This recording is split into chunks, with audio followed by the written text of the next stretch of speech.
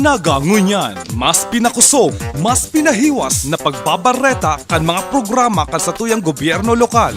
Manlain-lain na mga kaaraman manungod sa satong syudad. Ang nagangunyan, kada Sabado tuyo alas 9:30 ning pagkaaga, kaiba sinda kakampi Alan Riondanga asin kakampi Nick Motos. Ang nagangunyan.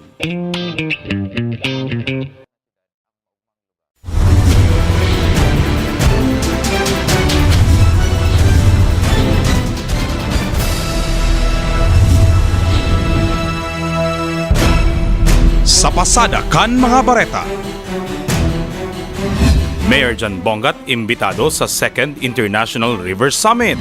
Saro sa magiging speaker si Naga City Mayor John Bongat sa inaantisiparang 2nd International River Summit sa Marikina City sa maabot na Nobyembre 12 sa Gud 21 ngunya na taon. Si Mayor Bongat na nangenot sa pagbuhay kan multi-sector effort tanganing buhayan ng Naga River mataon ng 20 minutong presentasyon na may titulong Fluvial Procession, The Case of Peña Francia. Inigigibuhon sa ikaduwang aldaw kan konferensya. Kay riba ni Mayor Bongat ang mga legislador, industry players, asin man ang manlain-lain na local government officials sa nasabing pagtiripon. Inibase kay Marikina City Mayor Del de Guzman ang host city kan summit. Ang International River Summit isa sa gibo para matiripon ang mga importanteng stakeholders digdi sa Pilipinas asin sa international arena para matauanin atensyon asin magibuhan ni mga estratehiya tanganing maipadanay ang epektibo asin ang innovative river management solutions. Gigibuhon ang summit sa Marikina Hotel and Convention Center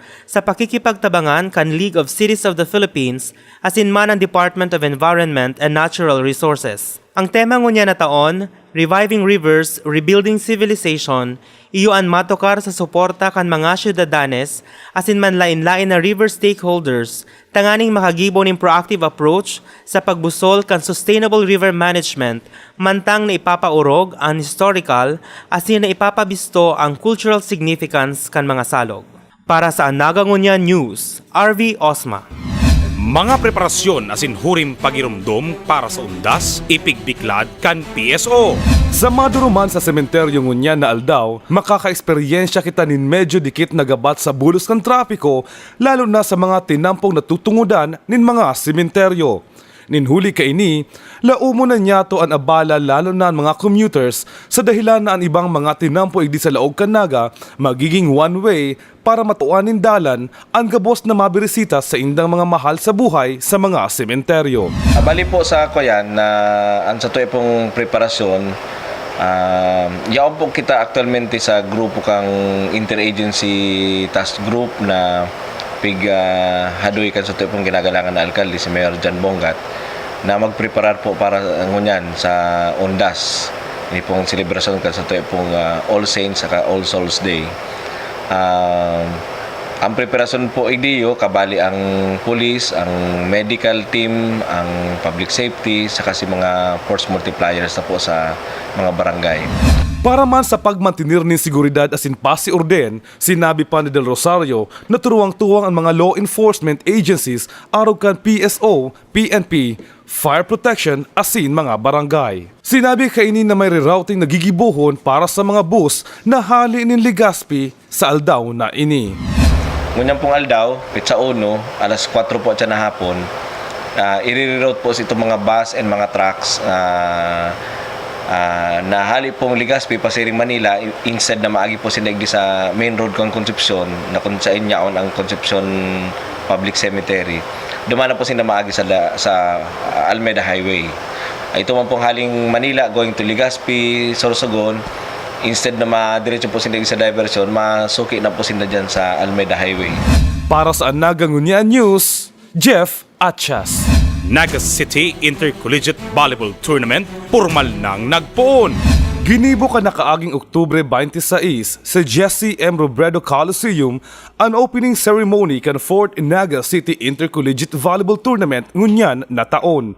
Ang nasabing torneo, madura nin 2 bulan asin piglalaoman na matapos sa bulan kan Disyembre. Ang nasambit na torneo pig-organisar kan Naga City Sports Office. Sigon kay Project Head Arnel Labrador, saro sa mga sports coordinators kan syudad, unvaluable saro sa mga kawat na nagguguno pa sana kan interes kan publiko. Ang 4th Naga City Intercollegiate Volleyball Tournament pigpartisiparan kan siyam na mga eskwelahan sa laog asin luwas kan syudad. Ang mga kabali iyo ang Ateneo de Naga University, Aeronautical Academy of the Philippines, Bicol State College of Applied Sciences and Technology, Camarines Sur National High School, Central Bicol State University of Agriculture, Mariners Polytechnic Colleges, University of Northeastern Philippines, University of Nueva Cáceres as in Universidad de Santa Isabel. Para sa Naga Ngunyan News, Jeff Achas. Mga barangay na nakakasakop sa mga sementeryo, preparado na! Ang Todos Los Santos as in Todas Las Almas o ang fiesta nin mga kalag, ginigibo sarong beses sarong taon na kung saan kita nagkatiripon as in nagtataon ng mga pangajion sa satuyang mga tugang na nagtaralikod na sa kinaban. Sa Naga, igwa kitang anom na darakulang sementeryo. Tuloigdi ang pribado asin tulo ang pampubliko. Kaya ang mga lideres kan mga barangay na nakakasakop ka mga sementeryong ini, pigsabi sa Naga Ngunyan News ang sa inda mga preparasyon para sa mahalagang aldaw na ini. Sigon kay Kapitan Jeff Moralde kan Peña, Francia, mas amay ngunyan na nagpasiring ang mga tao sa mga sementeryo na sakop kan sa indang barangay. Kansol man, nagkaigwa na po kami ng pagbantay sa Our Lady of Peña, Francia. Tapon po kang bago po nag-abot ining kaalawan kang undas, si mga tao po dito sa, especially dito sa Peña Francia Cemetery, amay pa po nagdidirig din na. Kaya so, pigmarami na mabantayan po si mga kapamilya, kamagadan na nadidigdi bago po nag-abot ini yung undas. Asin ang pinakadakulang sementeryo ay yuman ang sementeryo na yaon sa Greenland, Concepcion, Pequeña.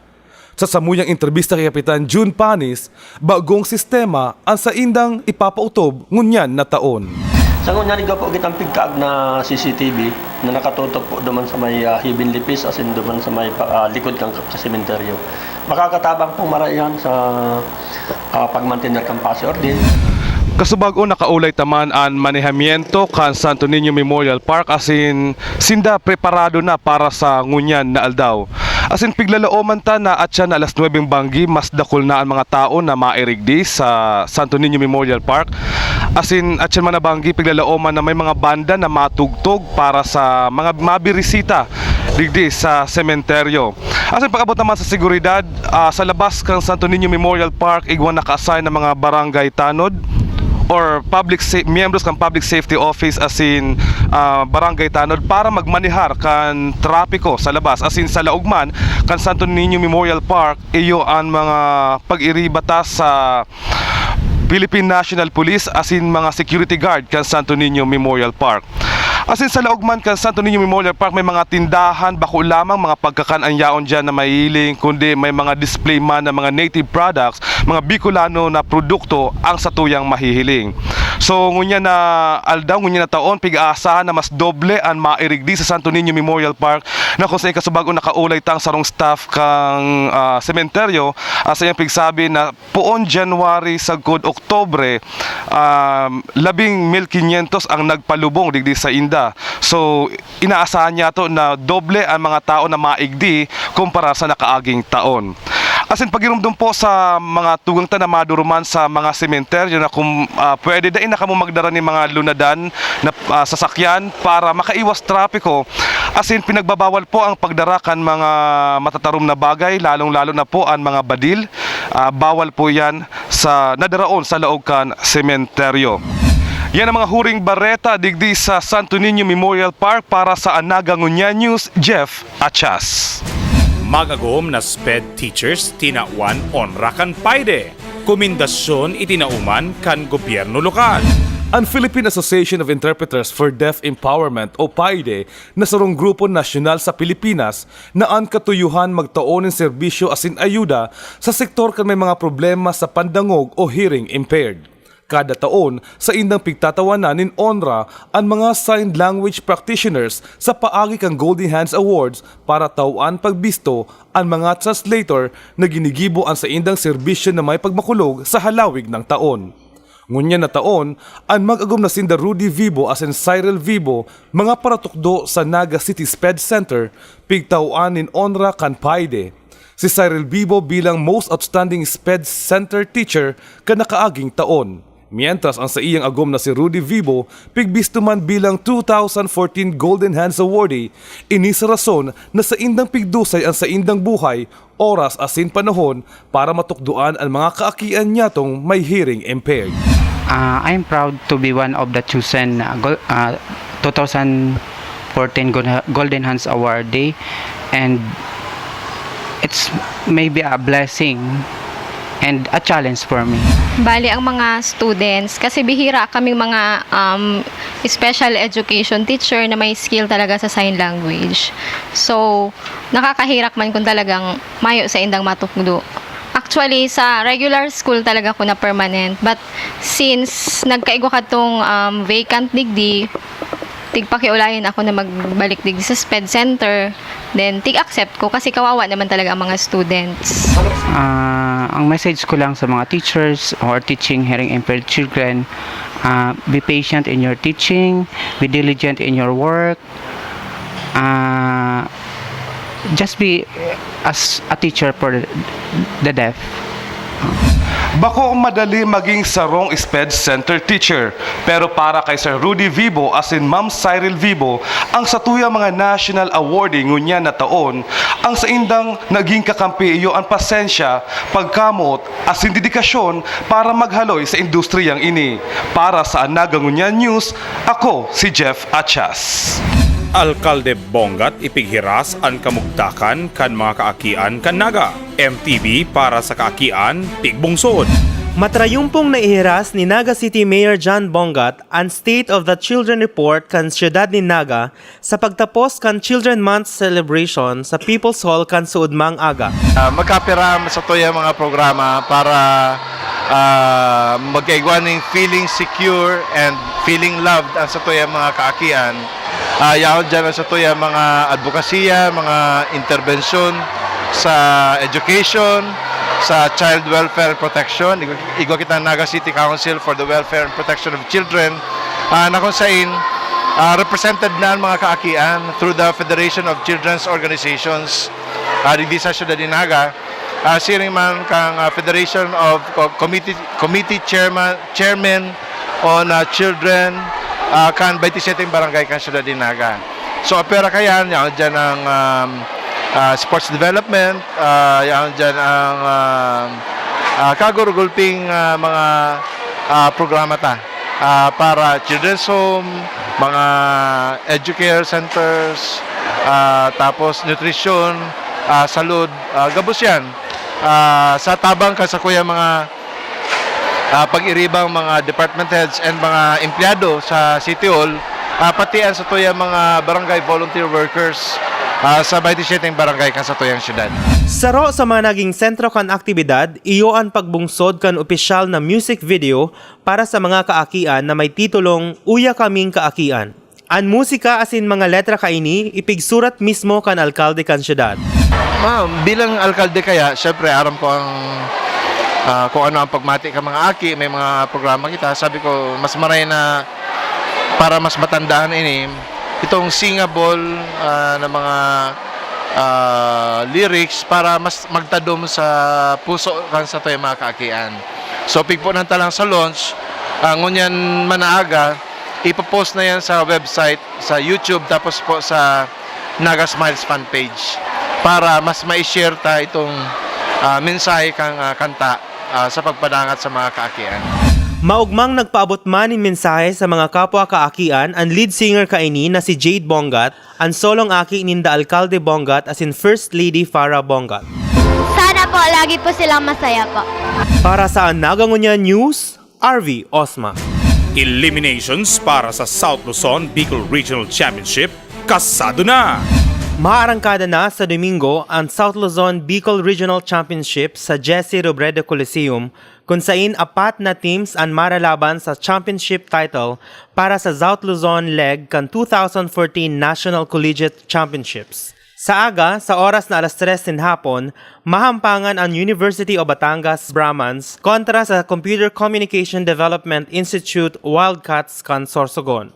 Masunod kay ini, iuman ang laban kan Naga College Foundation Tigers kontra sa Amando Cope College Green Serpents. Sa ikaduhang aldaw kan Karawat, malaban ang UB Brahmans kontra ACC Green Serpents asin ang NCF Tigers kontra CCDI Wildcats. Pagkaapon kaini, maengkwentro man ang CCDI Wildcats versus ACC Green Serpents asin man ang NCF Tigers versus UB Brahmans. Sa maabot na Nobyembre 4, maaaraman na ang kampyon na iyuan marepresentar para sa Luzon, Manila Qualifying Games. Para sa Nagangunya News, RV Osma. 2014 Miss World Philippines Fourth Princess nagbisita sa Naga. Nagtaong kortesiya sa siyudad ni Naga si 2014 Miss World Philippines 4th Princess Rachel Peters matapos bisitahon kaini si Naga City Mayor John Bongat asin man ang ibang lokal na opisyales kasuudmang pagkaaga. I'm here visiting my family, my cousins. They're all here from Naga, and I love visiting here because it's nice to always see where I come from, and also to see my family and friends.